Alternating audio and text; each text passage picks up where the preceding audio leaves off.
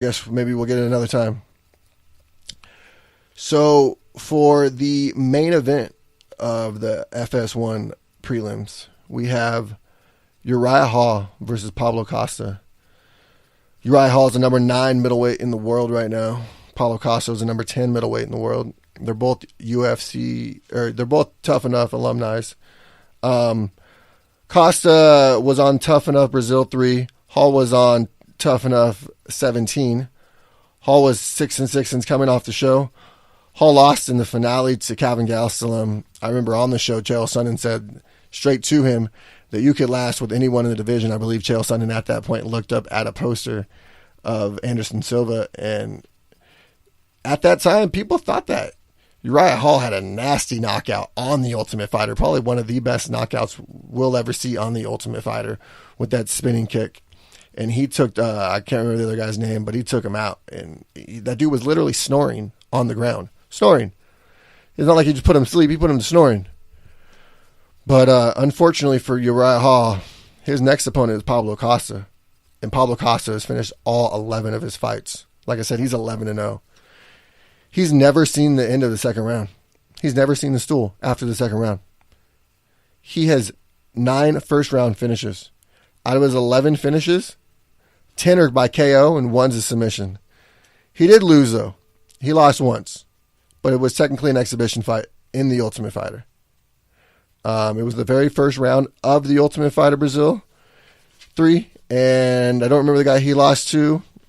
But maybe he learned a lot from that experience, obviously. And turned it into a learning experience. And then became a killer after the show. And then apparently he became Paulo Costa too. 7th fight of the night. And our very first fight on the pay-per-view. Obviously, I don't know how things are going to change with the other fight, but the pay-per-view should stay intact. We have Gokhan Saki, 1-1, versus Khalil Roundtree, 7-3. This is a light heavyweight fight. If you haven't seen Gokhan Saki kickboxing matches, go Google them. They're amazing. The dude's got power. They call him the Turkish Tyson for a reason. He will take you out. If you don't believe me, go ahead, check him out. He's got 1 fight in the UFC so far. He's obviously 1-0 since joining the UFC. Oh man, he took dude out. He took a couple shots up against the cage, and I kind of just feel like he was baiting the guy to come in, and the guy hit him with a big left and a right, and Saki just went there and ate him. And then Saki threw a left hand, and dude went to sleep. It was ridiculous. Gokhan Saki. Look him up if you've never seen him before. He's somebody that you need to see. He's very, very, very good. The guy who's facing Khalil Roundtree is actually pretty good too. He's 2-1 no contest since joining the UFC, but don't let that fool you. The man is a very, very strong individual and can finish the fight quickly. Roundtree lost the finale of The Ultimate Fighter against his teammate and good friend. This matchup was originally supposed to take place at UFC 219, but Saki hurt his knee, so thankfully we get to see the 226, and it just makes this card even better. The 8th fight of the night and the 2nd fight of the pay-per-view is going to be 14-3 Michael Chiesca versus 20-7 Anthony Showtime Pettis. It's obviously Chiesca is the number 9 lightweight in the world. Anthony Pettis is the number 12 lightweight in the world. Chiesca is 7-3 since joining the UFC. He won the Tough Enough Fighter 15. That was the year they went live, the Ultimate Fighter live. And he beat Al Iaquinta in the finals. 10 of his 14 wins come from submission. 8 of them by his favorite submission, obviously, the rear naked choke. Pettis is 7-6 since joining the UFC. He's a former UFC lightweight champion, so obviously he brings a very good pedigree with him into this fight. He defended that title once and then lost it to RDA. RDA took him apart, but RDA was on a tear at that time, took a lot of people apart. This fight was originally scheduled to take place at UFC 223, but Michael Chiesca got cut on his face thanks to a dolly. And I think we all know that situation. We won't go into it. Mr. McGregor, please, please, please leave the dollies on the ground. No more throwing dollies, calling her. All right? Leave them on the ground where they belong. They're not meant for you to throw, okay? They're meant to pick up boxes and stuff and move them elsewhere. Okay? Leave them where they belong. You're a UFC fighter. You don't touch dollies. You hire people to touch dollies. Leave the dollies on the ground. Thankfully, we'll be able to get this fight this time. The 9th fight of the night is going to be Francis Ngannou versus Derek Lewis. Francis is 11-2. Derek is 19-5. Francis is the number 1 heavyweight contender. Derek Lewis is the number 5 heavyweight contender. Obviously, don't blink in this matchup. It's going to be ridiculous. These two have gone back and forth on social media for a while.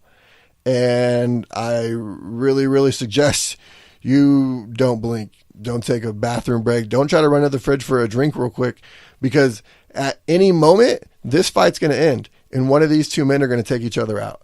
And it's going to be great. Ngannou is 6-1 since joining the promotion. Obviously, we know his one loss was to the current heavyweight champion, Stipe Miocic. He's only been past the second round once in that fight I just brought up. He holds the Guinness Book of World Records for the highest punching power ever. Ever. That is ridiculous. I'm sure you all heard Dana hype him up and hyped up the punching power before UFC 220. Obviously, Stipe didn't want none of that and took him down and mauled him. And then once he mauled him and got him really tired, he let him stand up and then took him apart on the hands, and he got a 5-round decision. Smartest thing that Stipe could have done, because Francis is a killer. But so is Derek Lewis. Derek Lewis also holds knockout power in his left and right hands. He's got big knockout wins. He's 10-3 since joining the UFC, but he's got some big knockout wins against Travis Brownie. Who else did he knock out? Look it up. You'll see. Okay, I'm not going to sit here and go into detail, but it was great. Derek Lewis is hands down the best UFC fighter to follow on social media. Hands down. I personally follow him on Instagram, and it's fucking hilarious. He's the funniest person in the world of fighting. 10th fight of the night and the co-main event. Whew, this one right here. If this one does not give you chills when you think about it, you are not a fighting fan. Max Holloway, 19-3, the UFC featherweight champion of the world, versus Brian Ortega, 14-0. He's the number 1 featherweight contender in the world. Holloway is 15-3 since joining the promotion. Has not lost since he lost to Conor in 2013.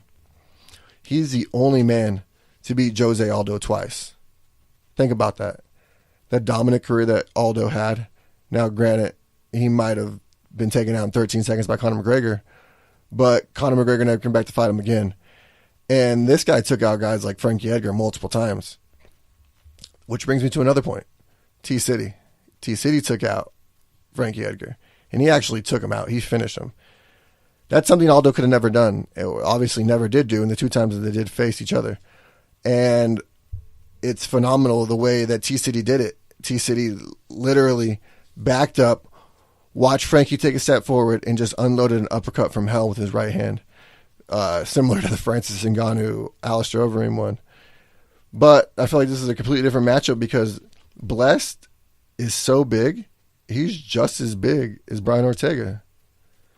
And I think that's something that the two of them haven't really faced yet. Guys that are the same size reach. Bless is actually 3 inches taller than T-City. Like he said, this is the Blessed era. And if you think you're going to take this belt, you got another thing coming. You better bring it all. And I think that the one man that can really bring him the fight that he's looking for is Brian T-City Ortega. Brian T-City Ortega has gone 6-0-1 no contest since joining the UFC. All of his UFC wins have become from finishes. Hands down, he's got the best Brazilian Jiu-Jitsu in the featherweight division, if not the UFC. Brian T-City Ortega can finish you anywhere, and he's proven it. He can finish you on the floor. He could pull guard and take your neck like he did against Cub Swanson. Cub Swanson's a tough guy, and he looked like a child in a headlock looking to get out of it for dear life when he got snatched up by Brian Ortega. It was crazy. That's going to be a great fight. I can't wait to see it. Personally, I'll be there. So hopefully we're in for some fireworks. It honestly, in my opinion, could be fight of the night and possibly fight of the year. The 11th fight, well, now it's going to be, I guess, the 10th fight if they can't figure out an opponent for Mike Perry. And the main event is champion versus champion. 18-2 Stipe Miocic faces 20-1 Daniel Cormier. The heavyweight champion Stipe Miocic versus the light heavyweight champion. The light heavyweight champion has never came up to face the heavyweight champion ever in the history of the UFC. One man has always talked about it, John Jones. But John, all you did was talk about it. You never did it. You never even signed a fight to go against Kane. Guess what? Instead of just talking about it, DC is now doing it. DC is going to go and fight Stipe for the heavyweight title. But it's no small feat. Stipe Miocic is 12-2 since joining the UFC. He's defended that heavyweight title more than anybody else ever. More than Randy Couture, more than Brock Lesnar, more than Cain Velasquez, more than any other fighter who's ever held that belt. He's defended it more. He is literally, in my opinion, the best heavyweight fighter of all time. He's got Division I wrestling to bring with him, including great knockout power going forward and backwards. But DC is no slouch. He's 9-1-1, no contest since joining the UFC. His only loss is to John Jones. He's got the one no contest, which obviously was another loss to John Jones. But John Jones tested positive for some steroids. Cormier was reinstated as a light heavyweight champion after that. I don't think there's going to be an asterisk after this win if DC does take it. I don't think that you really have to think about Jones. I think that in the future she'll fight again. If DC definitely wins the title at heavyweight, I think that you will see him fight John Jones for the heavyweight title. You will also probably see him fight Brock Lesnar for the heavyweight title. I think it's really going to be a rat race if DC wins to whoever can get back first. In that case, it's also if Stipe wins, it's going to be a rat race to whoever gets back first between the two of them. It's going to be a great fight. The two of them, both of them coaches on The Ultimate Fighter. It's going to be good. I can't wait. If you are not excited about this card, you might not have a pulse. This is going to be great. I'm super excited about it. I can't wait till these guys go at it. Personally, I'll be there with the wife, and it's going to be amazing. I'll probably do a video, or not a video, but a podcast after the event. Maybe not directly after, but sometime later that next day, and let all my emotions out from watching it. I'm going to go ahead and do some picks real quick of the UFC 226. We're going to start at the prelims. First fight of the night, Jamie Moyle versus Emily Whitmire. I'm going to have to go with Jamie Moyle. I think, like I said, she'll move forward enough. I think we haven't seen enough of Whitmire. I think Moyle's going to take that fight. Second fight, Jacaro Close versus Lando Venata. Lando Venata is the favorite in this fight. I'm going to go with Jacaro Close. We got next would be Gilbert Burns versus Dan Hooker. Now, Dan Hooker is the favorite, but I think the power of Gilbert Burns is going to be a little too much. I think if Gilbert touches you with one of those two hands, he's going to take you out. And I think if you fall against Gilbert, he's going to snatch something really, really, really, really deep and quickly on you. And you're not going to be able to get out of it. You're going to squirm and squirm and squirm, and he's going to put it tighter and tighter and tighter. And he might put you to sleep, Dan Hooker. So you might want to be careful about that. We got next Max Griffin versus Curtis Millender. I'm going to go with Curtis Millender on that one. I think that the power in his hands and his feet are ridiculous. I think that he's going to take out Max Griffin, and I think it's going to be a fun fight to watch. We have Rob Font versus Rafael Assunção. Assunção is the favorite. I'm going to go with Rob Font on that one.